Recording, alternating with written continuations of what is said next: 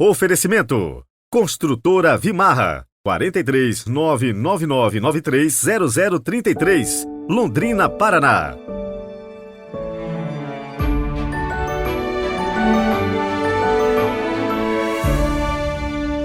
Olá, sejam muito bem-vindos a mais uma semana que, se vivida com seriedade e compromisso, pode se tornar uma fonte de bênção para todos nós. Segunda-feira, 16 de janeiro de 2023. Rezemos juntos.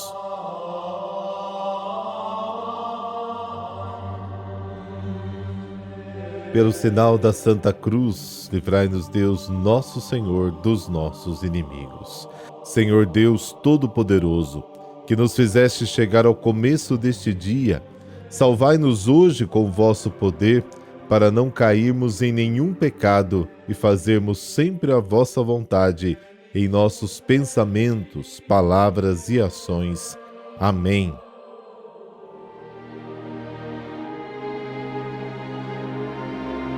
Marcos, capítulo 2, versículos de 18 a 22.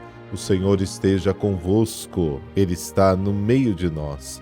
Proclamação do Evangelho de Jesus Cristo segundo Marcos. Glória a vós, Senhor. Naquele tempo, os discípulos de João Batista e os fariseus estavam jejuando. Então vieram dizer a Jesus: por que os discípulos de João e os discípulos dos fariseus jejuam e os teus discípulos não jejuam? Jesus respondeu: os convidados de um casamento poderiam por acaso fazer jejum enquanto o noivo está com eles? Enquanto o noivo está com eles, os convidados não podem jejuar. Mas vai chegar o tempo em que o noivo será tirado do meio deles. Aí então eles vão jejuar. Ninguém põe um remendo novo numa roupa velha, porque o remendo novo repuxa o pano velho e o rasgão fica ainda maior. Ninguém põe vinho novo em odres velhos, porque o vinho novo arrebenta os odres velhos e o vinho e os odres se perdem. Por isso, vinho novo em odres novos. Palavra da salvação. Glória a vós, Senhor.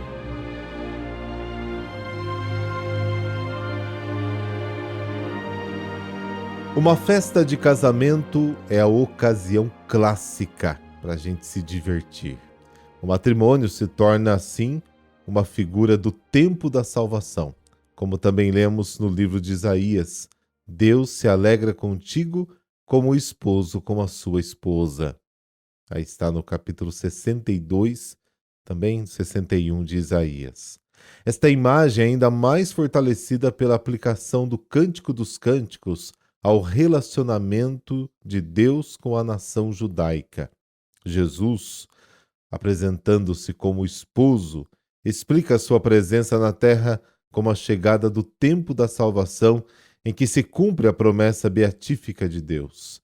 Neste tempo de núpcias, é inimaginável que os convidados jejuem. Imagine você numa festa de casamento fazendo jejum.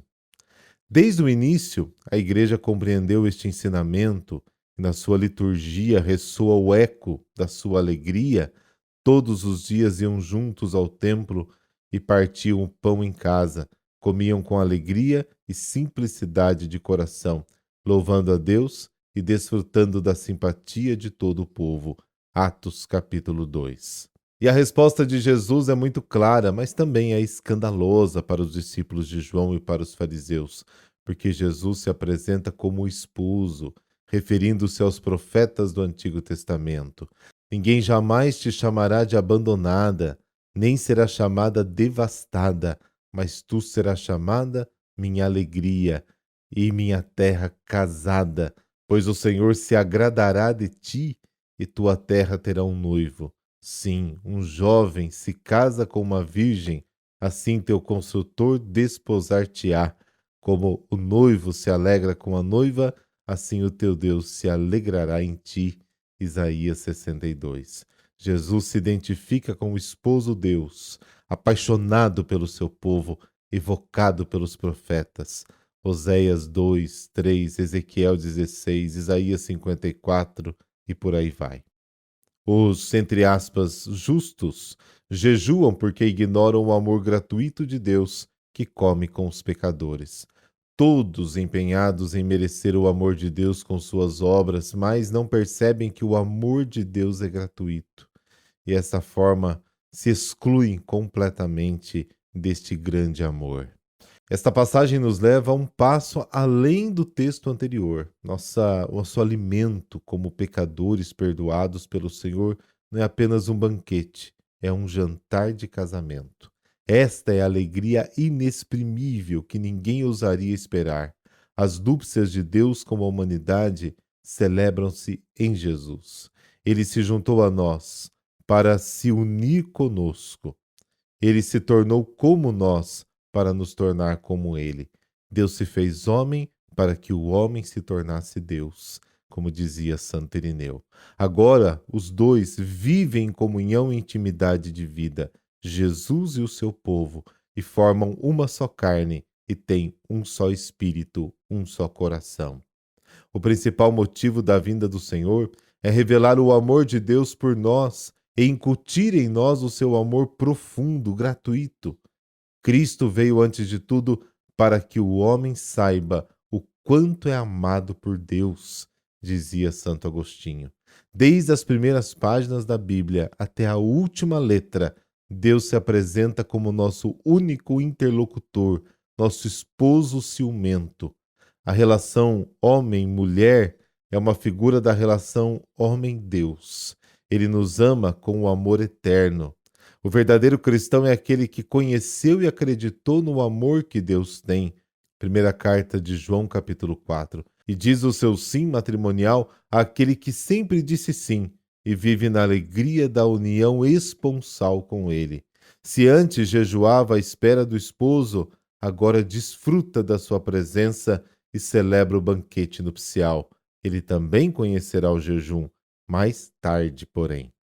O discípulo está unido ao seu Senhor como a noiva ao esposo. A outra parte do homem, a costela que falta e que busca freneticamente, na realidade, é Deus. Grande é este mistério. Efésios capítulo 5. É o maior mistério do universo. O amor nupcial é a forma mais bela de expressar o nosso amor com Deus. Com a vinda de Jesus se cumpre a promessa de união à sua noiva infiel. Casarei contigo para sempre e conhecerás o Senhor. Oséias capítulo 2. Ao chamar a si mesmo de noivo, Deus nos deu a mais bela apresentação de si mesmo. Noivo e noiva são dois termos relativos, um dos quais não pode existir sem o outro. Aquele que nos criou livremente nos ama necessariamente com o seu amor eterno, Jeremias 31, e nos ordena: ama-me de todo o coração, Deuteronômio capítulo 6, porque também eu te amo e não posso deixar de te amar.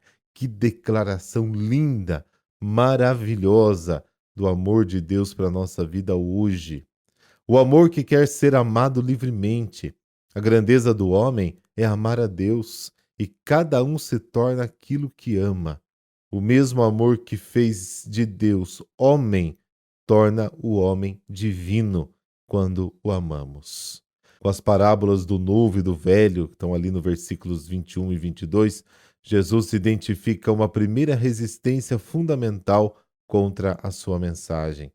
Se pode recusar a conversão do Evangelho em nome do equilíbrio, da sabedoria, do bom senso, da tradição, do sempre foi assim, valores mais do que suficientes para tranquilizar a consciência. Todas essas coisas significam apego ao próprio esquema e recusa em se renovar, exatamente o oposto de se arrepender e crer no Evangelho.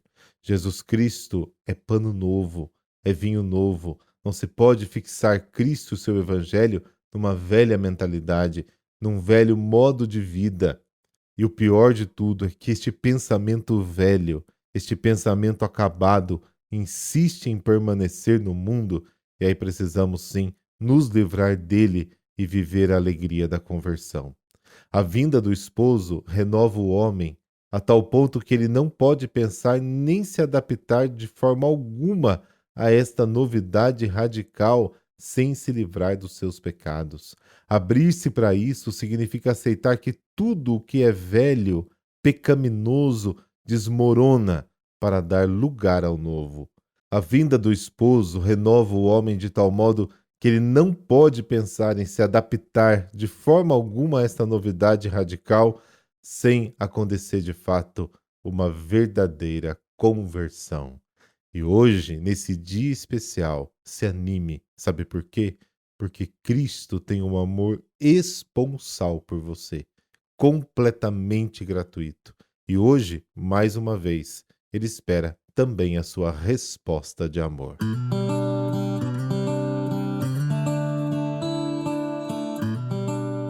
São Marcelo I. Marcelo, de origem romana, era sacerdote e assumiu a cátedra de Pedro em 308, após um período de 4 anos de vicatio, isto é, sem papa eleito. Neste período de duríssimas perseguições aos cristãos sob o imperador Diocleciano e depois Maxêncio, até os pagãos ficavam horrorizados com as crueldades e o edito mais favorável aos fiéis incluía, por especial doçura, somente a perda do olho direito e mutilação do pé esquerdo, com trabalho forçado nas minas. Esta era a punição mais leve. Marcelo teve que lidar com a desordem na igreja, agravada pela atuação de heréticos e dos lápices ou renegados, cristãos que haviam publicamente renunciado à fé por causa das perseguições. Muitos bispos do Oriente queriam a sua excomunhão sumária, particularmente dos que haviam sido do clero. Contudo, Marcelo, agindo de forma prudente e clemente, ainda que severa, optou por recebê-los de novo na comunhão da igreja após um período de penitência. Apesar das terríveis condições, conseguiu ele reorganizar as 25 paróquias de Roma e também definiu que nenhum concílio poderia ser convocado sem autorização papal.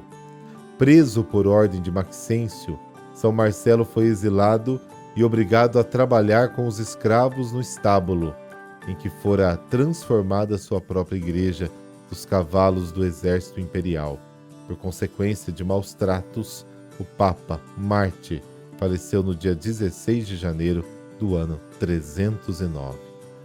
Ó Deus, que nunca abandonais os vossos filhos, mesmo nas mais difíceis provações, dai-nos a coragem e firmeza de São Marcelo I, na vida de fé, para que não cedamos às pressões do mundo e para que, arrependidos, voltemos à comunhão convosco, se por acaso fraquejarmos. E concedei-nos, pela intercessão deste mesmo santo, a diligência de nunca deixar de trabalhar corretamente para as necessidades da alma e do corpo em quaisquer circunstâncias. Amém. Abençoe-vos o Deus Todo-Poderoso, Pai, Filho e Espírito Santo. Amém. Nos falamos amanhã. Até breve.